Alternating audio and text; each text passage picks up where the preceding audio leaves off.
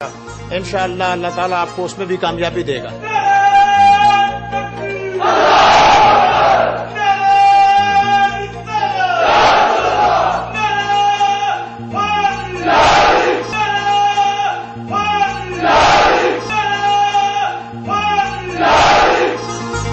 یہ بومبنگ تو ضیاء الحق کے آنے کے بعد ہی شروع ہوئی نا، اس کے بعد کیا ہوا؟ پاکستان آرمی کے اندر قیام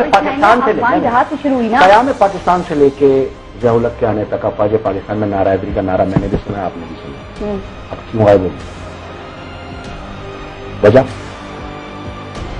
داماد رسول، ولی اللہ، امام متقین، مولود کعبہ، آج نہیں نعرہ کہاں وجہ ہمیں وجہ کیا وجہ ہے؟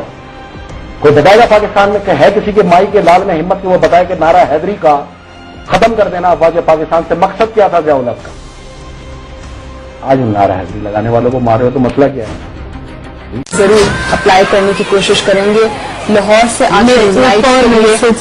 جی مختصراً کیونکہ ایک میسج بہت ضروری ہے کہ میرے فوج کو یہ میسج ہے کہ فوج نے جب سے اپنی اس میں سے نعرہ حیدری نکالا ہے فوج زوال پہ چلی گئی ہے، کوئی جنگ یعنی وہ علی کے بغیر صحیح تو فوج کو چاہیے نعرہ حیدری لگائے۔ لیفٹیننٹ یاسر عباس شہید کو سلام، پاک فوج کو سلام اور پاک بحریہ کو سلام۔